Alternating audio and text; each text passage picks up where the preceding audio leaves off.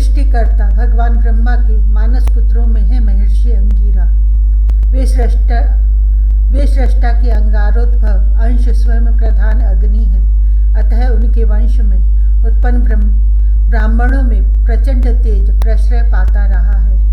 तप्त ताम्र वर्ण प्रलंबकाय विशाल बाहु अरुणाभ दीर्घ उन्नत नासिका भाल श्वेत केश शमश्रु होने पर भी स्वस्थ सुगठित काय महर्षि शांडिल्य ने स्वयं अपने संबंध में पूछने पर महाराज परीक्षित को सुनाया। भगवान सहस्त्र शीर्षा अनंत के द्वारा उपदिष्ट सात्वत संहित 5 रात्रागम का मैं प्रचारक प्रतिष्ठाता हूँ और चतुर्व्यूहात्मक परम पुरुषोत्तम ही मेरे आराध्य हैं। ऊर्ध्व पुंड्रांकित भाल तुलसी कंठ माल शुभ्र वसन उन वैष्णवों के परम आचार्य ने सुनाया। मुझे अपवित्रता की गंध से अरुचि है।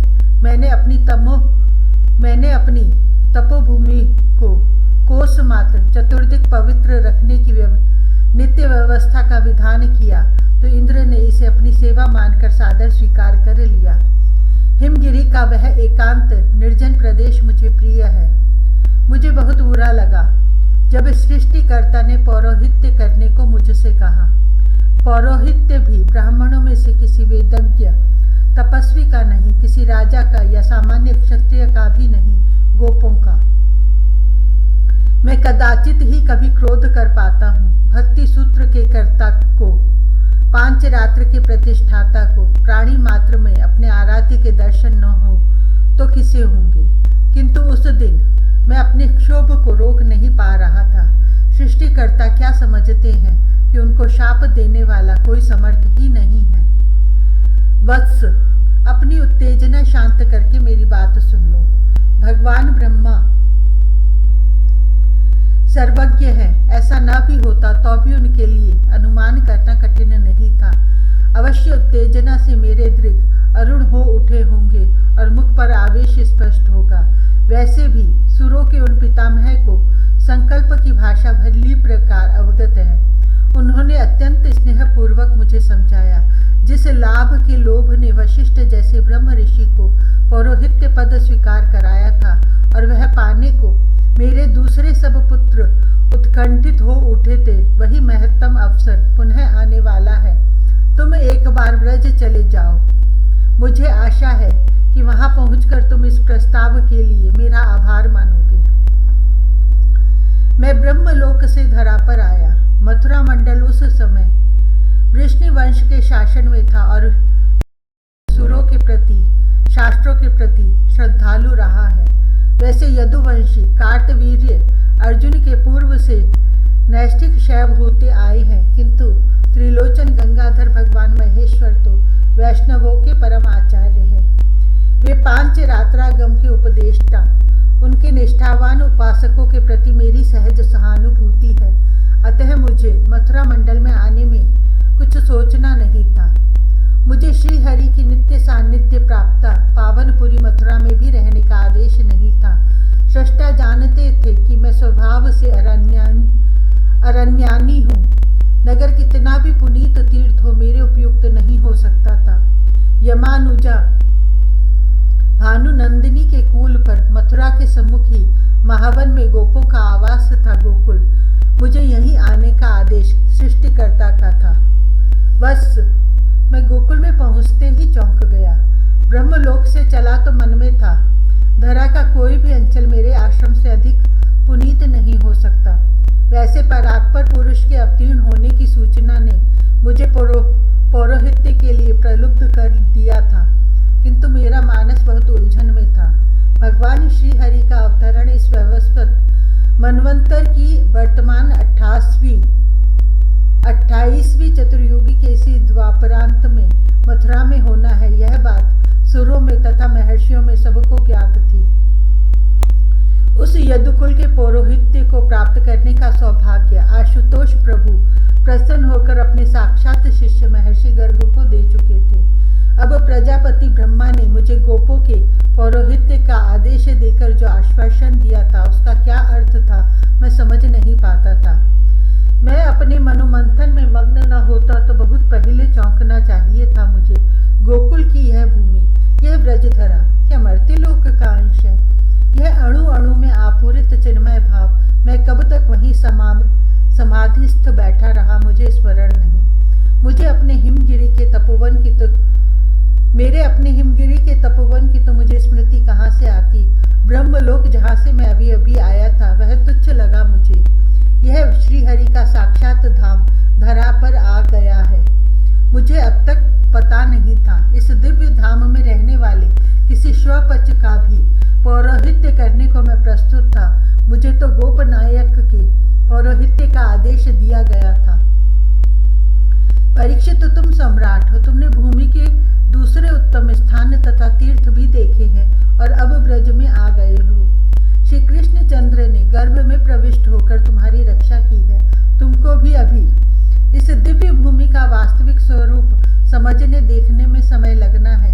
साधारण व्यक्ति इस चित भूमि को समझ नहीं सकता, किंतु अपने आराध्य की नित्य विहार भूमि में पहुंचकर व्यक्ति की क्या अवस्था हो जाती है, यह तुम मथुरा आकर अवश्य समझ गए हो। भगवन, मथुरा की समता नहीं है त्रिभुवन में, परीक्षित ने गदगद स्वर में कहा। यह सृष्टि के भाल का सौभाग्य बिंदु है। तुम सत्य कहते हो सम्राट। महर्षि शांडिल्य भी भाव विभोर थे, किंतु तुम जब ब्रजधरा की वास्तविकता समझ पाओगे तो जान सकोगे कि मथुरा श्री हरि का श्री विग्रह है और उसमें वृंदावन उनका हृदय है।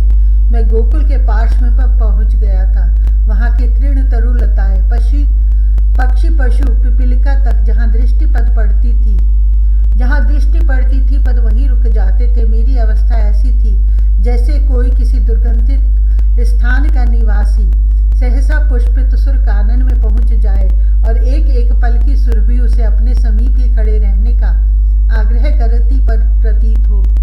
मुझे गोकुल में सामान्य बनने में समय लगा। मैंने कई दिन केवल फलाहार किया और यमुना किनारे ध्यानस्थ बैठा रहा। इस दिव्य धरा के किसी भी मानव निवासी तक पहुंचने के लिए आवश्यक था कि मेरा चित्त इस दिव्यता को सहन करके सामान्य व्यवहार में सक्षम हो जाए। मैंने जब अपने को किसी प्रकार व्यवहार के उपयुक्त कर बहिर्मुख कर लिया, गोकुल के गोपावास में पहुंचा। गोप जाति में अनेक सहज स्वाभाविक सद्गुण है, यह अब मैं जानता हूँ। यह अत्यंत श्रद्धालु, शूर, सहानुभूतिपूर्ण तथा उदार जाति है। स्नेह तथा सुदृढ़ संगठन इनके रक्त में ही बसता है। गो सेवा ने इनका अंतर्बाह्य परम पवित्र कर रखा है और इस सेवा के श्रम ने सुदृढ़ शरीर, सबल स्वास्थ्य, सहज जीवन का इन्हें प्रसाद प्रदान किया है। वेद, ब्राह्मण, सुर, साधु और गायों के प्रति इतनी श्रद्धा, सम्मान, सेवा, तत्परता मुझे अन्यत्र सुनने को भी नहीं मिली थी। यहाँ का सौंदर्य जैसे स्वर्ग में भी सुदुर्लभ है, वैसे ही यहाँ का निश्चल, सहज, संबंधपूर्ण व्यवहार भी अन्यत्र अलभ्य है। मुझे देखते ही गोपों ने हाथों का काम छोड़ा और दौड़ पड़े। गोपनायक पर्जन्य ने सम्मुख आकर भूमि में लेटकर प्रणिपात किया, ले जाकर आसन दिया। आदर पूर्वक और सविधि इस प्रकार पूजन में लग गए कि मैं स्वयं अपने आराध्य की इतनी श्रद्धा, इतनी सावधानी, इतनी विधि से अर्चना यदा कदा ही कर पाता हूँ। प्रत्येक गोप भाग आया था वन में से यह सुनते ही कि गोकुल में कोई ऋषि आए हैं। उन्होंने एक दूसरे को हाथ लगाकर बुला लिया। गोबर सने हाथ शीघ्रता में धोए गए थे। वृद्धा, युवती और बालिकाएं सब गोपियां सिमट आई थी। शिशुओं तक को मेरे चरणों में रखा उन्होंने। सबको मेरे पैरों पर मस्तक रखना था और सब कुछ न कुछ उपहार लेकर आए थे। उसी दिन शांडिल्य को इतनी गायें और वृषभ मिले कि उनकी गणना करना कठिन था। इतने उपहार की उससे कोई राजप्रसाद भी भर जाए। कितने वस्त्र, कंबल, मृगचर्म तथा अन्य स्वर्ण की राशि में केवल चकित देखता रह गया। मुझे सबको प्रणिपात स्वीकार करने में ही पर्याप्त अधिक समय लगा। आप सबको प्रसाद वितरण करा दे, मैंने गोप राज पर्जन्य से साग्रह कहा। मैं भला पशुओं का, धन का, अन्न या वस्त्र का क्या करूंगा? महर्षि कण्व अब इतने अधिक गोपों का पौरोहित्य करने में बहुत कठिनाई का अनुभव करते हैं। सभी स्त्री पुरुष हाथ जोड़े खड़े थे। सबके नेत्रों में जो प्रार्थना व्यक्त हो रही थी, गोपनायक के स्वर में वही बोल रही थी। मैं पिता के आदेश से यहाँ आया तो हमारे मथुरा में के भी कुल पुरोहित ने अपनी विवशता व्यक्त कर दी। वे मथुरा से यहाँ कैसे आ सकते हैं? मैं तब से ही श्रीहरि से नित्य प्रार्थना करता हूँ कि वे हमें पूजा के लिए कोई अपने स्नेह भाजन वेदज्ञ ब्राह्मण प्रदान करे। अब आप स्वयं यहाँ पधारे हैं, हम वनवासी पशुपालकों का पौरोहित्य आप स्वीकार करें। यह प्रार्थना करना बहुत दृष्टता है, किंतु यदि हमें यह सौभाग्य प्राप्त हो जाए, आपके इन सभी पशुओं की सेवा तो हम करेंगे ही, हम सब सदा आपके विनीत दास रहेंगे। जो बात कहने में स्वयं आया था वह गोपराज ने इतनी विनम्रता से कही। उसी दिन मेरे लिए मेरे द्वारा निर्दिष्ट स्थान पर कालिंदी किनारे पर्णकुटी बन गई। गोप तो बहुत बड़ा आश्रम ही बना देने को उत्सुक थे, किंतु उन्हें किसी प्रकार मैंने रोका। इतने पर भी वहां उन्होंने पुष्पोद्यान, तुलसी कानन आदि तो लगाए ही, उस और पशुओं का आना रोक दिया। केवल एक आश्रम धेनु नित्य पूजन के लिए मैंने अपनी कुटिया के समीप रखना स्वीकार किया। यह कामधेनु, उसकी भी सेवा का कोई अवसर गोपों ने मुझे नहीं दिया। शांडिल्य की गायें तो प्रत्येक गोप के गोष्ठ में पर्याप्त अधिक थी और उनका घृत सावधानी से मेरे समीप पहुंचाया जाता था। मुझे प्रत्येक पर्व यज्ञ करके ही उसे व्यय करना था। शीघ्र ही ऋषि मुनिगण आकर मेरे आसपास बसने लगे। मैं चाहता था कि कम से कम यज्ञ के लिए घृत की उनकी सेवा में करता रहूं, किंतु गोपों ने यह अवसर भी मुझे कभी नहीं दिया। वृद्ध गोपों से लेकर गोप बालक तक हमारे आश्रमों की सेवा को सदा उत्सुक रहते थे। वे हाथ जोड़े अत्यंत विनम्र मिलते थे और बहुत कम बोलते थे, किंतु आश्रम में कब क्या कैसी सेवा किसे आवश्यक है यह उनमें से बालकों को भी समझते विलंब नहीं होता था। मथुरा में वृष्णिवंशी देवमीर जी ने 2 विवाह कर लिए थे। एक पत्नी इनकी क्षत्रिय कन्या थी। उनके पुत्र हुए शूरसेन। इन शूरसेन जी के पुत्र वसुदेव जी से भगवान वासुदेव का आविर्भाव हुआ। देवमीर जी की दूसरी पत्नी गोप कन्या थी। उनके पुत्र हुए पर्जन्य जी। जब पर्जन्य युवक हुए और उनका विवाह गोप कन्या वरीयसी से हो गया, तब देवमीर जी ने अपने इस पुत्र को मथुरा के राजकीय संपूर्ण गोधन को देकर गोकुल में रहने का आदेश दिया। तब से ही मथुरा के सिंहासन के साथ गोधन नहीं रहा। यह गो संपत्ति और उसके पालक गोपों के अधिपति होकर देवमीर जी ने यमुना के पार महावन में मथुरा के सामने ही अपना निवास बनाया। वह उनका निवास ही गोकुल था। मैं उन लोगों का पुरोहित बनकर गोकुल के पार्श्व में रहने लगा। मेरे आने के पश्चात पर्जन्य गोपराज की कन्या गोपराज की पत्नी वरीयसी ने 5 पुत्र तथा 2 कन्याओं को जन्म दिया। पुत्रों का नामकरण तो मैंने ही किया था। उपनंद, अभिनंद, नंद, सन्नंद और नंदन। इनमें से अभिनंदन का दूसरा नाम महानंद अधिक प्रचलित हो गया। नामों की इसी अनुकरण पे कन्याओं का नाम उनकी माता ने नंदिनी और सुनंदा रखा। मैं जन्म से एकाकी, अपरिग्रही, वीतराग रहने वाला, किंतु गोकुल आकर मेरे वैभव की सीमा ही नहीं रह गई। यह दूसरी बात है कि मैंने अपने उत्तुज में कभी स्वर्ण, अन्न आदि रखना स्वीकार नहीं किया, किंतु मुझे प्रत्येक पर्व पर, प्रत्येक संस्कार के समय अपार धन तथा बहुत अधिक गायें प्राप्त होती थी। मेरे समीप के ही नहीं, दूर से आने वाले ब्राह्मण भी मुझ ब्राह्मण से दान नहीं चाहते थे और लेते भी क्यों। उन्हें गोपों का अपार दान स्वयं दान करने को बाध्य कर देता था। इतना ही बहुत था कि गोपनायक ने हम ब्राह्मणों की ओर से भी संपत्ति तथा गायों को संभालने की सेवा स्वीकार कर ली थी। हम सदा समुत्सुक रहते थे कि कोई प्रतिग्रहिता प्राप्त हो, और यही गोकुल में दुर्लभ था। जिस दिन किसी अतिथि का सत्कार अथवा किसी को कुछ देने का अवसर मिल जाए, वह सौभाग्य का सुदिन हम संसारचर्या से विमुख विप्रों में भी चर्चा का विषय बनता था। गोपराज पर्जन्य और उनके सब गोप अपनी पूरी संपत्ति मेरी ही मानते थे और सपरिवार सब मेरे सेवक थे।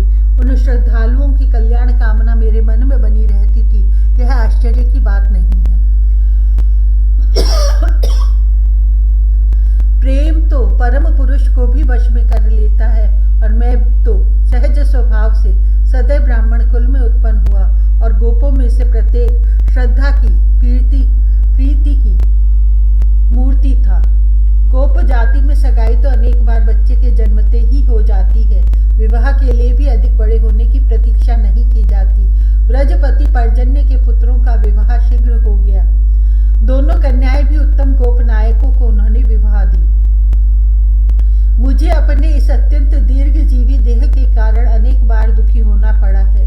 मुझे स्पृहा होती है अपने साधारण आयु के यजमानों से। मरण और वार्धक्य विश्व सृष्टा के वरदान है जिनसे मैं बहुत दीर्घ काल तक वंचित रहूंगा।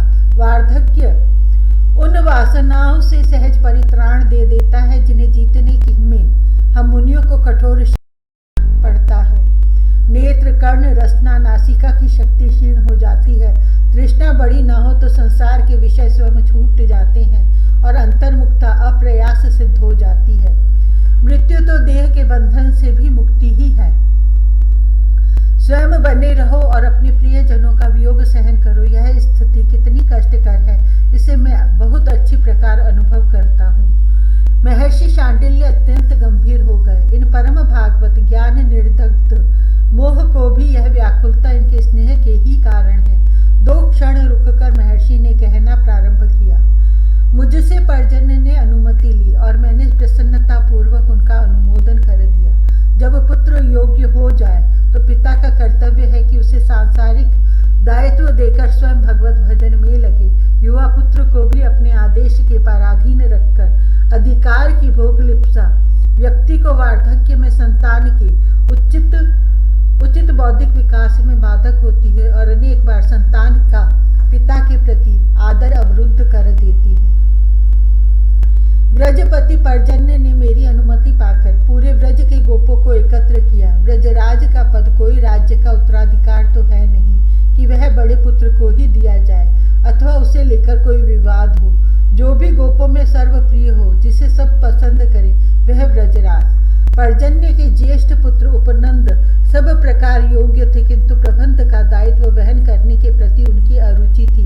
वे केवल उत्तम सम्मति दे सकते थे, उसे सक्रिय करने में भी उन्हें उतना उत्साह नहीं था। द्वितीय पुत्र महानंद अभिनंद अत्यंत उदासीन स्वभाव के थे। उन्हें पता नहीं रहता था कि उनके अपने ही गृह गोष्ठ की क्या स्थिति है। संतोषी भगवत भक्त साधु सेवी थे वे, किंतु ऐसे निष्प्रिय को व्रजराज तो नहीं बनाया जा सकता था। यह दायित्व मध्यम कुमार नंद ही ले सकते थे और उनके दोनों छोटे भाई उनका बहुत अधिक सम्मान भी करते थे। वस्तुतः नंद ही अब पिता का दायित्व वहन कर रहे थे। उनको ही गोपों की, उनकी गोष्ठों की चिंता रहती थी। उन्होंने सबकी संभाल करना स्वयं प्रारंभ कर दिया था। सब गोपों का उनको स्नेह तथा सम्मान प्राप्त था। उस दिन पर्जन्य ने सब गोप प्रमुखों से अनुमति ली और अपनी पगड़ी अपने मध्यम पुत्र नंद के मस्तक पर बांध दी। नंद उस दिन व्रजपति हो गए। गोप प्रमुख सुमुख की कन्या यशोदा व्रजरानी हो गई। यह उत्सव अब भी मेरे नेत्रों के सम्मुख प्रत्यक्ष होता लगता है। उस दिन गोकुल में गोपों ने सब पुरानी मर्यादाएं तोड़ दी, अन्यथा मुझे ज्ञात हो गया था कि नवीन व्रजपति की स्वीकृति के रूप में गोपनायक केवल एक छोटा दधिपात्र उपहार देते हैं और गोकुल का व्रजपति वृषाणु के अधीश्वर को भेंट भेजकर उनसे अपने पद की स्वीकृति प्राप्त करता है। इस बार वृषाणु के अधीश्वर महिभानु जी स्वयं अपनी कुमार वृषभानु के साथ अपने मित्र एवं सहपाठी पर्जन्य के यहाँ पधारे थे। उनके कुमार वृषभानु सहपाठी तो थे ही, अत्यंत घनिष्ठ मित्र थे नंद के। पर्जन्य ने महिभानु से अनुमति मांगी अपने मध्यम कुमार को अपनी पगड़ी बांधने की, तो वे उठ खड़े हुए। नव व्रजपति का प्रथम अभिनंदन करने का अधिकार पहले मेरा स्वीकार कर लो। यह आपका पुत्र है। पर्जन्य ने विनीत होकर कहा। सो तो है, महिभानु दृढ़ स्वर में बोले, किंतु इसकी पगड़ी पर प्रथम पुष्पार्पण मैं करूंगा। पगड़ी को किरीट मेरे कर देंगे और उपहार अर्पण का पहला अवसर वैश्वानु को दिया जाएगा। आप सम्मान्य हैं, श्रद्धेय हैं, अब विरोध कोई कैसे करता। पर्जन्य को कहना पड़ा, आप जो आज्ञा करेंगे हम सब स्वीकार ही करेंगे। नंद राय की शुभ्र पगड़ी को स्वकरों से हंस पिच्छ के उज्ज्वल किरीट से महिभानु जी ने अलंकृत किया। यह अद्भुत सम्मान दान संपन्न होते ही नंद राय ने उठकर मुझे तथा दूसरे ब्राह्मणों को प्रणाम किया। अपने पिता को प्रणाम करके महिभानु जी के पदों में झुके तो उन्होंने पुत्र को संकेत कर दिया। वृषभानु को पदों में गिरने से पहले ही नंद ने हृदय से लगा दिया। महिभानु जी गदगद कंठ कह गए, बस आज से इस अपने अनुज की भी सुरक्षा तेरे ऊपर ही रही। गोकुल का व्रजपति इस प्रकार वृषभानु के अधीश्वर का अनुगत न होकर बिना कहे संपूर्ण ब्रज का व्रजेश्वर हो गया। और गोपनायकों ने उस दिन जो उपहार अर्पित किए, किसी सम्राट के राजसूय यज्ञ के समय उसके अनुगत नृपगण भी कदाचित ही इतने उपहार अर्पित कर पाते होंगे। इतना पुनीत प्रेम तो अन्यत्र प्राप्त होना असंभव ही है। प्रत्येक गोप में ऐसा उत्साह था जैसे वह स्वयं व्रजपति हो गया हो और प्रत्येक वृद्धा गोपी को यशोदा अपनी ही पुत्र वधू लगती थी। सब उसे सजाने में, अलंकार देने में जुटी थी और वह संकोचमयी केवल सबके पदों में अंचल रखकर प्रणत ही तो हो सकती थी। जो बड़ी थी वे और जो छोटी थी वे भी आज अपनी संपूर्ण साथ पूरी कर लेना चाहती थी। इतना स्नेह मनुष्य का अपने अत्यंत प्रिय स्वजन के प्रति भी मैंने कम सुना है। उसी दिन देखा मैंने कि अधिपति को कितना उदार तथा सावधान होना चाहिए। नंद राय ने चुपचाप अपने दोनों अनुजों को बुलाकर कुछ समझा दिया। यही किया यशोदा ने। उन्होंने अपनी देवरानियों के साथ दोनों नंदों को भी कुछ कहा। उनके कानों में और गोपियों को बृहत्सानु के स्वामी तक को पीछे पता लगा कि नव ब्रजपति अथवा नूतन ब्रजेश्वरी के उपहार उनके गृह गोष्ठों में कितने अधिक उनके घर पहुंचने से पूर्व ही पहुंच गए हैं। उस दिन मुझे तथा दूसरे सब ब्राह्मणों को प्रायः प्रत्येक गोप ने दान दिया। गोपों का दान तो हम उनके यहाँ ही सुरक्षित रखने के अभ्यासी हो गए थे, किंतु नव ब्रजपति की भेंट उस दिन आश्रम लानी पड़ी और वह इतनी अधिक थी कि उसे यज्ञ दान में समाप्त करने में सबको ही पर्याप्त दिन लगे। यह समारोह समाप्त हुआ, किंतु शीघ्र ही हम अपने श्रेष्ठ यजमान से विमुक्त हो गए। पर्जन्य ने विरक्त होकर वन को प्रस्थान किया और यही किया वृषभानुपुर के उनके सखा महिभानु ने। उन्होंने भी अपने कुमार को उत्तराधिकार दे दिया था। परीक्षित, यह कितनी विडंबना थी कि मैं अपने हिमाचल की तपोभूमि त्याग कर गोकुल में व्रजपति का पौरोहित्य करने आ बसा था। और वे व्रजपति जो वय में मुझसे तो पर्याप्त अल्प थे, ब्रह्मा के विधान का वरदान वार्धक्य प्राप्त करके तपोवन चले गए। मुझे उनके वियोग ने उस दिन सृष्टिकर्ता के इस अटपटे विधान पर अप्रसन्न ही किया। मुझे अत्यधिक आयु देकर उन्होंने यहाँ भेजा तो क्या इन अत्यंत श्रद्धा स्नेह की मूर्ति को स्थिर तारुण्य नहीं दे सकते थे? वे दे तो यह मैं भी सकता था, किंतु संसार से उपरत होकर सर्वेश की ओर उन्मुख होने में ही मनुष्य का परम श्रेय है, यह घोषणा करने वाला और हृदय से मानने वाला मैं इसी पुण्य पथ के पथिक की बाधा कैसे बन सकता था? मैं जिनके दर्शन पूजन के लोभ में यहाँ पुरोहित बनने आया था, वे इनको अपना पूर्वज बनाकर परम पावन करने वाले हैं। यह अनुभूति भी मेरे लिए कुछ करने में बाधक थी। उन सर्वेश्व की ही इच्छा पूर्ण होनी चाहिए।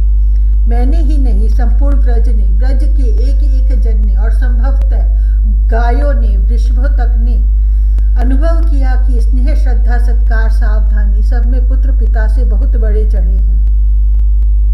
नव व्रजेश पिता से कहीं अधिक विनम्र और अतिशय उदार, सेवा परायण पर्जन्य भी व्रजपति थे। यह विस्मृत ही हो जाता यदि नंद राय उनके ही सुपुत्र न होते। सृष्टि में तो अब सदा के लिए व्रजेश्वर शब्द नंद राय में रूढ़ हो गया है और व्रजेश्वरी यशोदा का वाचक बन गया है। मैं व्रज में तब आया था, तब जब पर्जन्य भी युवक ही थे, मैंने उनके पुत्रों के जात कर्म संस्कार कराए थे। अब उनमें से मध्यम कुमार नंद राय ब्रजपति थे। शैशव से इन शिशुओं का मैंने पालन किया था, इन्हें बहुत सी शिक्षा दी थी। अब ये मेरे प्राण बन चुके थे और मैं केवल इनका पुरोहित ही नहीं, पिता भी था। यह ब्रज राय, नंद और वृषभानु की पूरी पीढ़ी मुझे पुत्रों के समान प्रिय थी।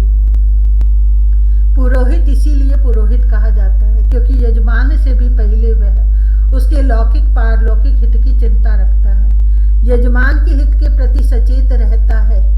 नंद राय में बचपन से अपने सुख सम्मान तथा संपत्ति के प्रति उपेक्षा थी। वे सब दूसरे सबके सुख सुविधा सम्मान के प्रति सतत सावधान रहते थे। सेवकों तथा पूरे व्रज के पशुओं तक की उन्हें चिंता रहती थी, किंतु अपनी चिंता न उन्हें कभी हुई न उनकी सहधर्मिणी को।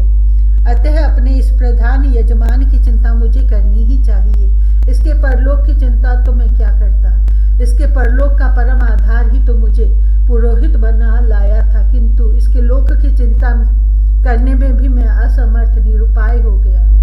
इतना श्रद्धालु सेवा परायण यजमान युवा से तरुण हुआ और तरुण से वृद्ध होने को आ गया, किंतु संतानहीन था। संतानहीन थे उसके सब भाई। जैसे सृष्टिकर्ता ने यह कलंक लेने को गोकुल भेजा था कि मैं अपने यजमान पर्जन्य का वंश समाप्त करने वाला पुरोहित बनूं। शांडिल्य के लिए यह असह्य था, किंतु कोई उपाय इसका मेरे पास नहीं था। मेरी चिंता मेरी अपनी ही नहीं थी, यह पूरे व्रज की चिंता थी। मैं भले ज्योतिर्विद न हूँ, मेरे अनेक परिचित थे और उनकी ग्रह गणना जो नहीं बता सकती थी वह तो हम ध्यान करके सहज जान लेने में समर्थ थे, किंतु हमारा ध्यान ज्योतिर्विदों की ग्रह गणना कोई भी आश्वासन नहीं बनी। सबसे जो ज्ञात होता था वह कब होगा, समय तो व्यतीत होता जा रहा था और हमारे ध्यान में जो प्रत्यक्ष होता था वह तो अस्पष्ट था। पता नहीं क्यों नंद के पुत्र के संबंध में संयम करने पर चित्त निर्विकल्प समाधि में पहुंच जाता था। यह तो नंद नंदन के आविर्भाव के पश्चात समझ सका कि कोई ग्रह गणित उन तक नहीं पहुंचता और उनको ही अंतःकरण में आविर्भूत न हो तो उनके संबंध का संयम केवल निर्विकल्प समाधि देगा, क्योंकि उनके स्मरण का इतना प्रसाद प्रताप तो प्राप्त होगा ही। ब्रजपति से कुछ कहना असंगत था, क्योंकि वे किसी सकाम अनुष्ठान के लिए उद्धत नहीं किए जा सकते थे। उनको संकेत करने पर वे कह देते थे, श्री नारायण की जो इच्छा हो। उन मंगलमय का विधान हमारे लिए भी मंगलपूर्ण ही होगा। मैं भले पुरोहित हूँ, किंतु निष्काम भक्ति का आचार्य हूँ। अपने भक्ति दर्शन में मैंने इसी की दुंदुभी बजाई है। संपूर्ण पांच रात्रागम श्री नारायण के प्रति अपने को सर्वात्मना समर्पण का ही उद्घोष है। अतः अपने निष्काम यजमान को मैं पुत्रेष्टि अथवा अन्य कोई भी सकाम यज्ञ अनुष्ठान करने का आदेश कैसे दे सकता था। मैं स्वयं और दूसरे भी वेदज्ञ ब्राह्मण ऋषि मुनि जो गोकुल के आसपास आ बसे थे, जप तप अनुष्ठान कर रहे थे, हम प्रार्थना कर रहे थे। हम जो सबको सारे संसार को निष्काम उपासना का उपदेश करते थकते नहीं, सबके सब सतत सकाम उपासना और प्रार्थना में लगे थे, क्योंकि हम जानते थे कि उपासना का परम सौभाग्य स्वयं पूर्ति बनकर आने वाला है। उस पुरुषोत्तम को प्राप्त करने की कामना पर तो समस्त सृष्टि के महर्षियों की निष्कामता न्योछावर है। हम केवल प्रार्थना अनुष्ठान कर सकते थे और कर रहे थे। वर्षों तक हमने यह किया। हमारे यज्ञ जप तप व्रत सबका एक ही उद्देश्य बन गया, ब्रजराज नंद को तनय प्राप्त हो। किंतु वह जो उनका तनय होकर आने वाला था वह सर्वतंत्र स्वतंत्र किसी भी काल के किसी भी कठिन तप ध्यान यज्ञ से साध्य नहीं बनता। किंतु सृष्टि के समस्त सत्वगुणी प्राणियों का कल्पांत सतत कठोर साधन भी उसे विवेश नहीं करता। ब्रज के सब गोप और गोपियां व्रत प्रार्थना पूजन में लगे थे कि उनको युवराज प्राप्त हो। किंतु जब हम वेदज्ञ ब्रह्म ऋषियों तपस्वियों के प्रयत्न ही सफल नहीं हो रहे थे, तो वे अशिक्षित और अल्प शिक्षित सरल सीधे श्रद्धालु गृह तथा अपनी गौओं को लेकर बहुत व्यस्त रहने वाले लोग थे। परीक्षित, संभव है मैं यहाँ भूल कर रहा हूँ, क्योंकि उस प्रेम धन को किसी की तपस्या तथा विद्या प्रभावित नहीं करती, किंतु इन गोपों गोपियों के प्रेम ने उसे कैसे नचाया, यह तो मैंने प्रत्यक्ष देखा है। वह प्रेम परवश इनकी ही प्रार्थना से द्रवित हुआ, क्योंकि वह श्रुतियों के सस्वर स्तोत्र भले अनुसुना कर दे, गौं की सप्रेम प्रत्येक हुंकृत उसे मैंने सुना है।